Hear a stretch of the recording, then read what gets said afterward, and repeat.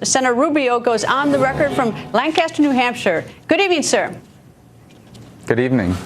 Before I get to the issue of immigration, sir, what was so important that last Friday, when we had a $1.8 trillion vote in the U.S. Senate on the spending bill, that you were one of two senators who didn't show up? The other was Democrat Senator Barbara Boxer of California. Why weren't you there? Yeah, Greta, because that sort of bill is a typical Washington move. They went behind closed doors. They cut this deal. They sprung it on everybody. They said, here's the take it or leave it vote. The outcome was predetermined. And I'm not running for president, so this never happens again. So we were in Iowa, and we were working hard because we're going to win this election so the American people are no longer subjected to these kinds of votes where the outcome is already predetermined. And at the end of the day, it's an issue there was no transparency on. It was put together in 48 hours and rammed down the throat of Congress. All right. Well, Senator, it's sort of part of the job. That's the problem, to vote. And even if it's preordained what the outcome is, doesn't it not send a message to the American people that, well, you thought you had something more important to do? And I should add to it that Senator Ted Cruz did show up. And the reason I know it is because I spent the whole day on Friday waiting to do an interview with him because he was juggling to get to the vote. Well, Greta, again, I was doing something, and that is running for president so we don't have to keep doing this in the future. I want to win this race so that we have a president that doesn't force us to take the garbage that was in that omnibus that was passed last week. A lot of those things that are in that bill are because we have a president that will not sign it unless it has his pet projects and the things that it had in there. Like, for example, no changes whatsoever to the Syrian refugee process, which poses a danger to the United States. I'm running to win so that we have a president that no longer forces upon us votes of this kind. And that's what I was out there doing, and I'm going to continue to do, because I want to win this race so we no longer are faced with these Hobson choices when it comes to the future of our country.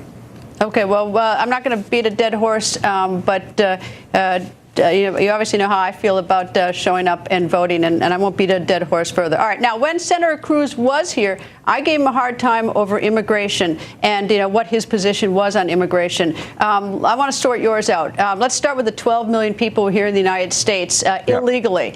If it were President Marco Rubio today, what would you do with those 12 million, if anything? Well, and I'm going to outline for you exactly what we do with the people that are here illegally. But first, I'm going to tell you what we need to do before we get to that point. And that is we have to enforce our immigration laws in the following way.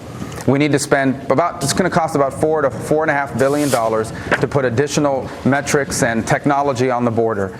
Cameras, sensors, drones. We need at least 10 to 15, maybe 20,000 new border agents. We need to fully complete the 700 miles of real fencing and walls, not just pedestrian fencing. We need a mandatory E-Verify system. We need an entry-exit tracking system to prevent people from overstaying visas. When I'm president, we will do all of those things. And only after we do all of those things, and they are in place and they are working, and we prove to people that illegal immigration numbers have come down, then we move to dealing with the people that are here illegally. And here's what I say. If you've been in this country longer than 12 years, you can pass a background check. If you're a criminal, you can't stay. You've learned English or are learning English.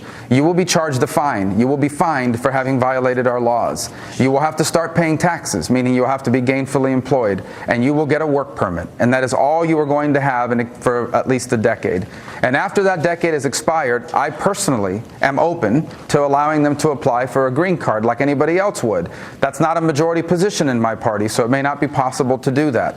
But even the work permit is something that's a lot better than the chaos we have now. But let me be clear, we can't even begin that process I've outlined until we do enforcement first. That's the reason why the Senate bill went nowhere in 2013, because it did enforcement and legalization on pretty much a concurrent path, and people were very clear, we don't want it that way. We want enforcement first, then we can focus on what do you do with the people that are here illegally. As president, that's what we're going to do. We're going to do it the right way. Senator, I gave you hell for not showing up for a vote. I give you a lot of credit for laying out your policy. I couldn't get an answer on the 12 million from Governor Christie yesterday, and I appreciate the answer of what you would propose to do. All right, now turning to Secretary Clinton. She said the other night on the debate, did you see the Democratic debate? Well, I couldn't tell it was a Democratic debate or a Saturday Night Live skit, but I caught pieces of it, and they were very similar. All right. Secretary Clinton made the statement, something to the effect that with regard to ISIS, is that we are where we need to be. Does she need a do-over on that, or do you think that that's what she meant, or was she interpreted incorrectly by those who were hitting her for it? It just proves to you how out of touch not just she is, but the president is and the Democratic Party is. You know, headlines today say one of the biggest gifts this holiday season are people are buying guns.